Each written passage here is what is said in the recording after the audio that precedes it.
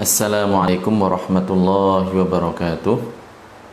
Bismillah, alhamdulillah, wassalatu wassalamu ala rasulillah. Allahumma la sahla illa ma ja'altahu sahla, wa anta ya hayyu ya qayyum taj'alul hazna idha syi'ta sahla. Allahumma rzuqna al-ikhlas wa fil qawli wal amali wan niyyah. Alhamdulillah, kita bisa melanjutkan kembali kajian kitab As-Sirat Al-Mustaqim karya Al-Imam Al-Harari rahmatullahi alaihi.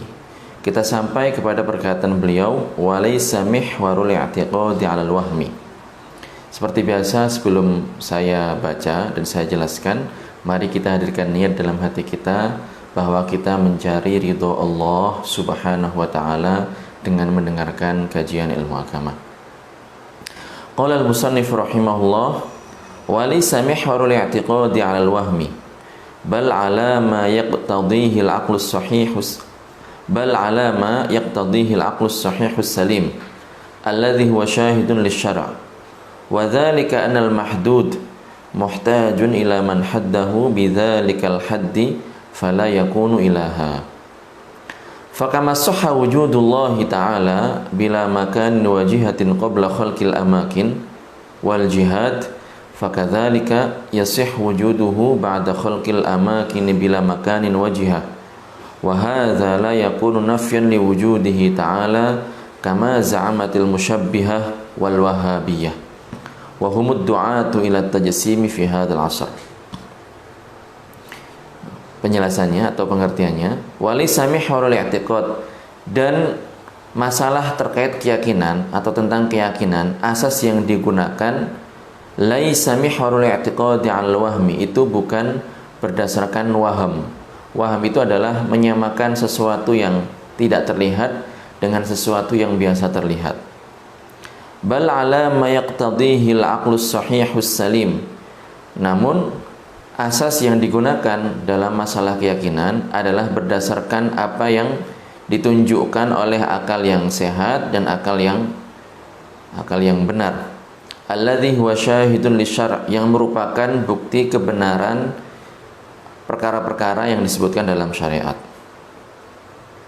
Wa dzalika, terkait masalah ini, annal mahduda muhtajun ila man haddahu, sesuatu yang memiliki ukuran, memiliki batasan, muhtajun ila man haddahu, itu membutuhkan kepada sesuatu yang lain yang menjadikannya dengan batasan dan ukuran tersebut.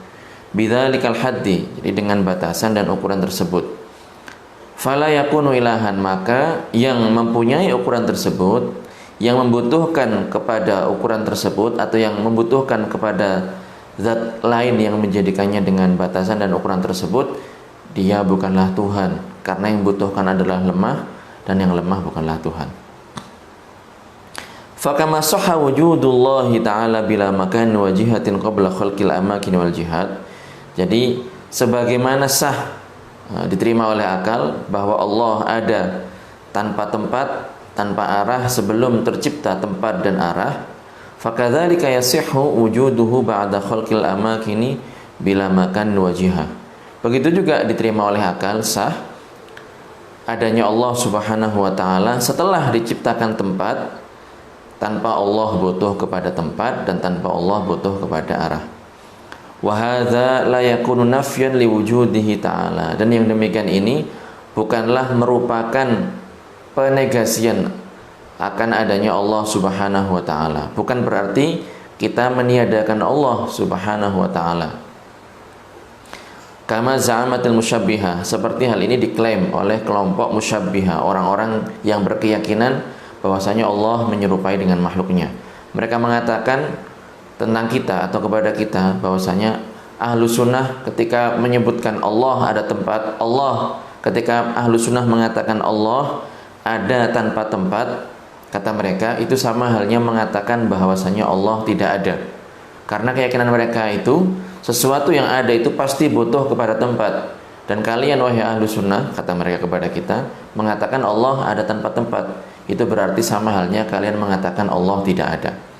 Kita jawab, kita bantah pernyataan mereka ini dengan apa yang sudah kita sebutkan, bahwasanya ketika dikatakan Allah ada tanpa tempat, itu bukan berarti kita meyakini Allah tidak ada. Kenapa? Karena tadi sudah kita sebutkan, sebagai tempat ini adalah ciptaan Allah Subhanahu wa taala. Sebelumnya tidak ada, kemudian diciptakan oleh Allah Subhanahu wa taala. Dan Allah ada. Allah adanya tanpa didahului dengan ketiadaan. Ya. Jadi Allah ada dan belum diciptakan tempat. Kemudian setelah tempat diciptakan, Allah tidak berubah. Sebagaimana Allah ada dan belum diciptakan tempat dan arah, dan itu diterima oleh akal, begitu juga setelah tempat diciptakan, Allah tidak berubah. Allah tetap ada tanpa butuh kepada tempat dan tanpa butuh kepada arah. Jadi ini adalah bantahan kita terhadap kelompok musyabbihah, kelompok wahabiyah.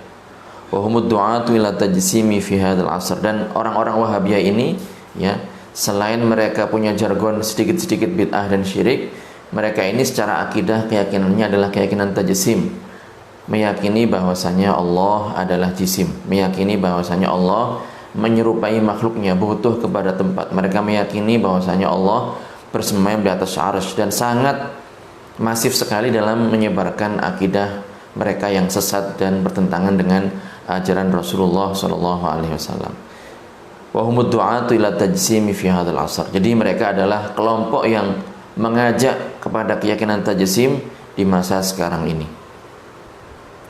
Wa hukmu man yaqul inna Allah ta'ala fi kulli makan aw fi jami'il amakin at-takfir idza kana yafhamu min hadhihi al-ibarati anna Allah bidzalika mumbaththun aw halun fil amakin.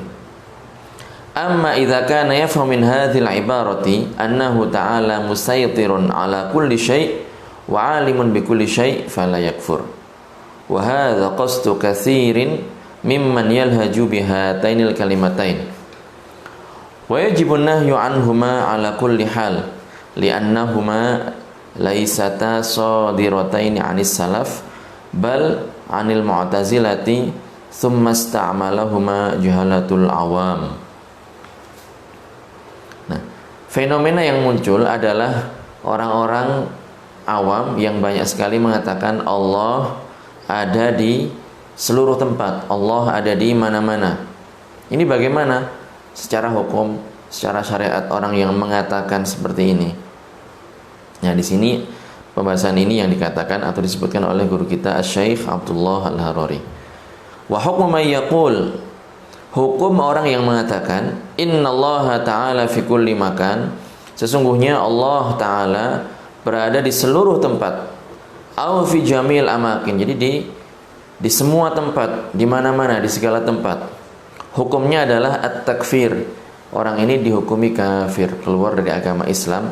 Idza kana yafhamu min hadzal ibarati annallaha bidzatihi mumbaththun.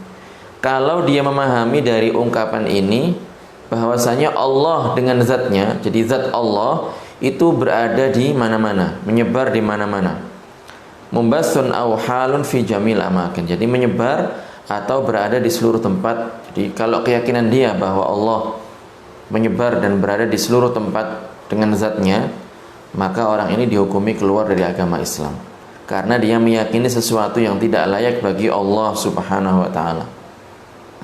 Karena makna di seluruh tempat berarti tempat-tempat yang kotor, di WC, di tempat sampah dan yang lainnya, dan ini sangat tidak layak bagi Allah Subhanahu wa taala.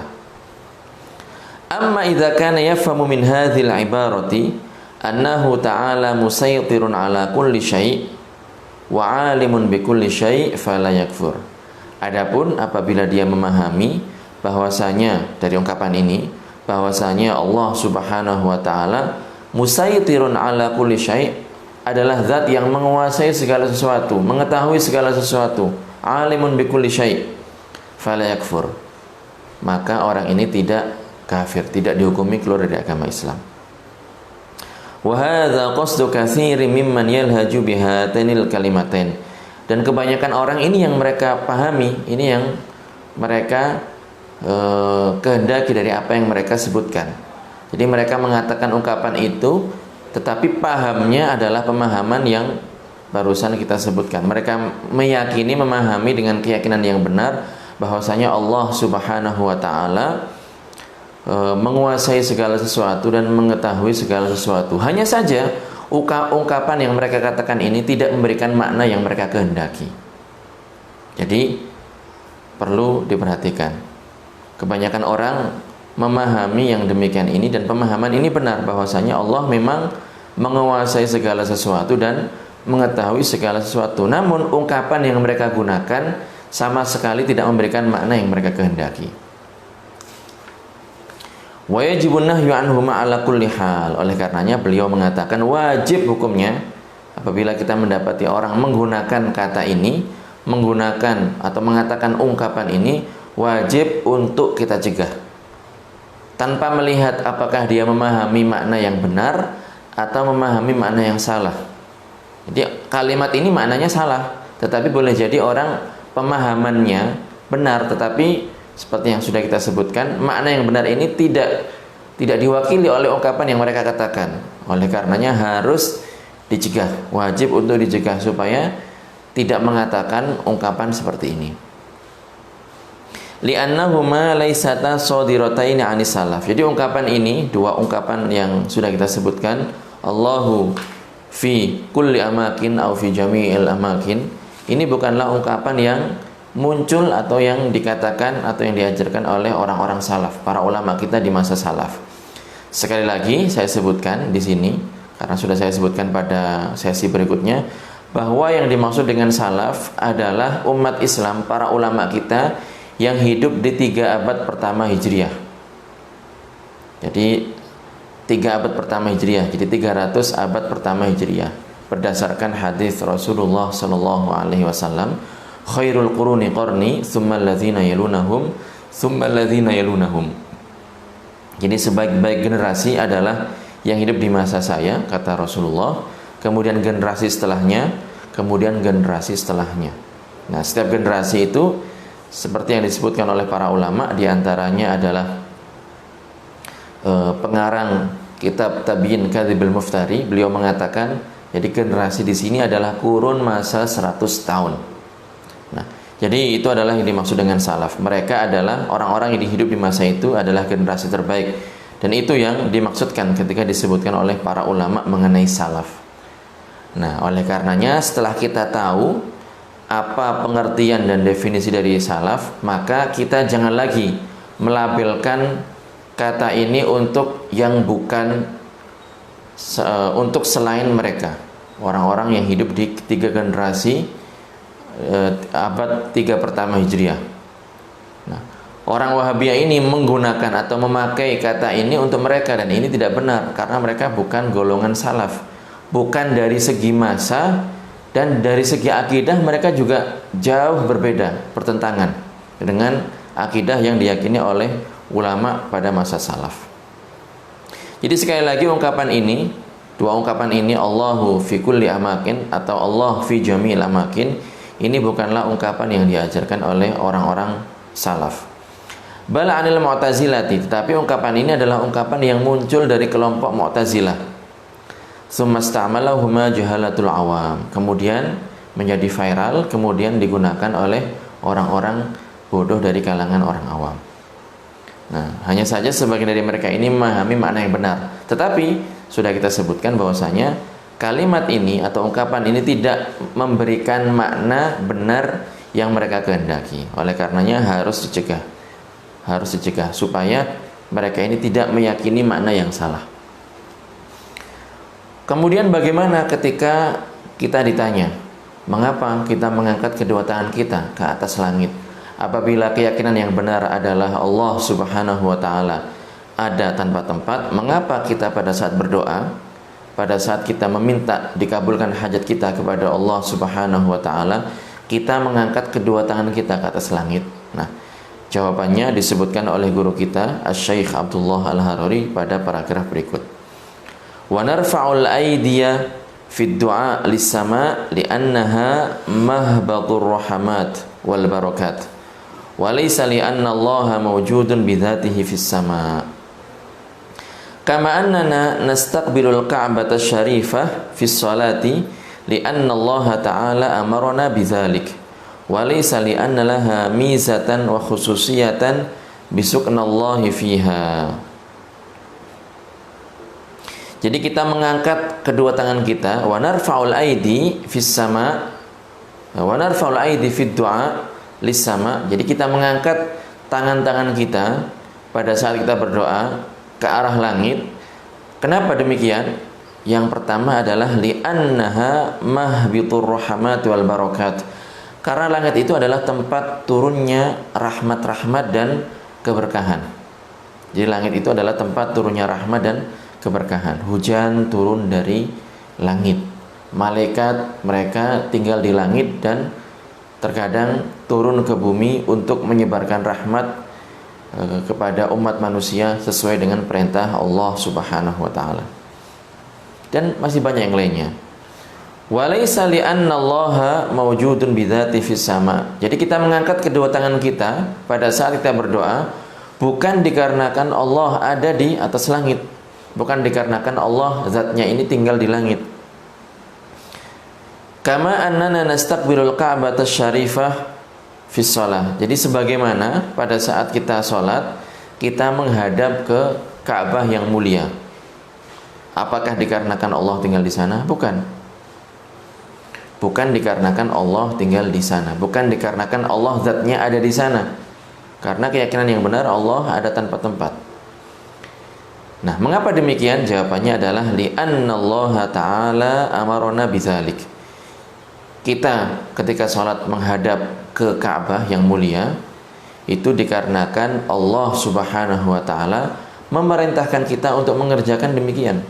Begitu juga pada saat kita berdoa, kita mengangkat kedua tangan kita ke langit bukan dikarenakan Allah zatnya ini ada di langit, melainkan karena itu adalah semata-mata melaksanakan perintah Allah Subhanahu wa taala. Wa laysa li'anna laha mizatan khususiyatan bisuknallahi fiha. Jadi kita mengangkat kedua tangan kita pada saat kita berdoa bukan dikarenakan langit itu keistimewaannya adalah sebagai tempat tinggalnya Allah, bukan. Melainkan langit itu adalah tempat turunnya rahmat, turunnya berkah, tempat kita diperintahkan oleh Allah untuk menengadahkan tangan kita pada saat kita berdoa kepadanya, kepada langit. Kemudian di sini dikatakan Asy-Syaikh rahimahullah menyebutkan wa yakfuru may ya'taqidu tahayyuza lillahi ta'ala au ya'taqida anna Allah syai'un kal hawa au kan nur yamla'u makanan au ghurfatan au masjidan.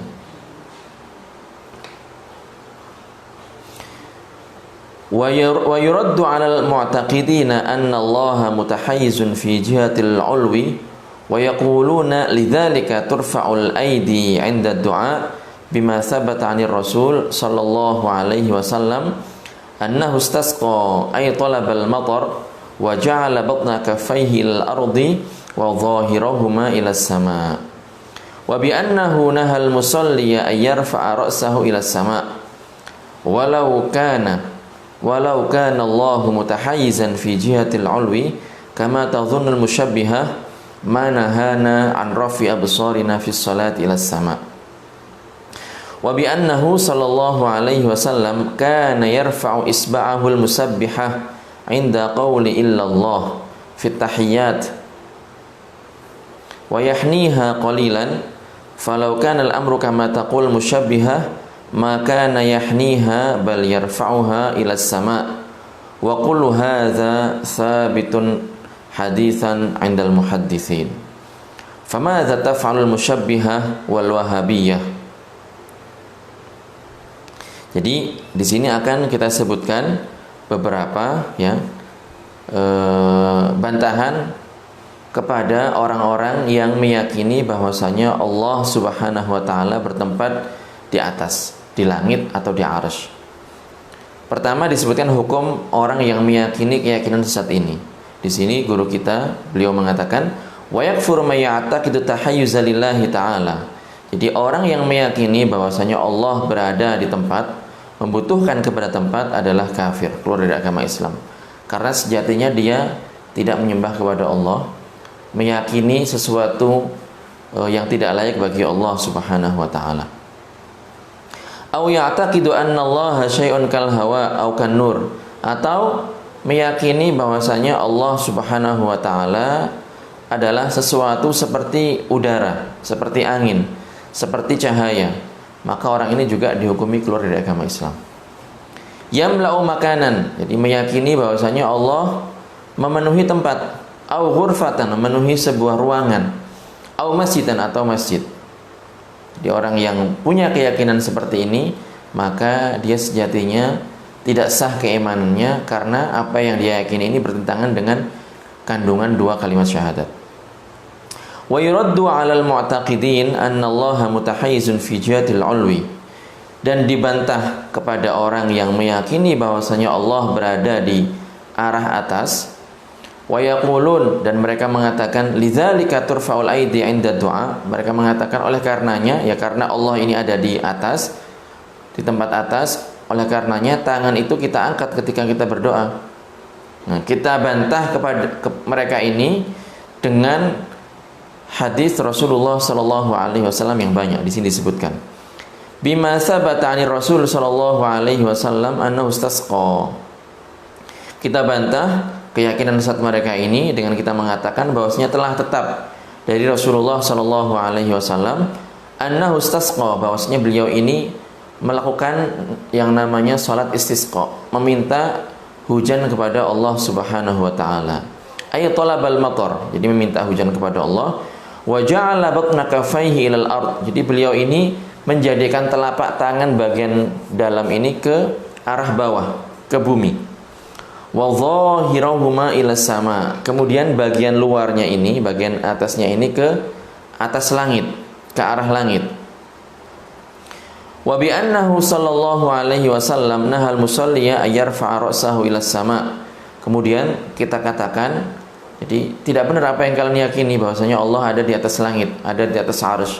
Karena Rasulullah melarang orang yang mengerjakan sholat untuk mengangkat kepala mereka ke arah langit. Jadi kalau sholat itu bukan kepala didongakkan ke langit, melainkan ditundukkan ke bumi. Walau kana Allahu mutahayyizan fi jihatil 'ulwi kama tadhunnul musyabbihah ma nahana an rafi absarina fi sholati ila sama.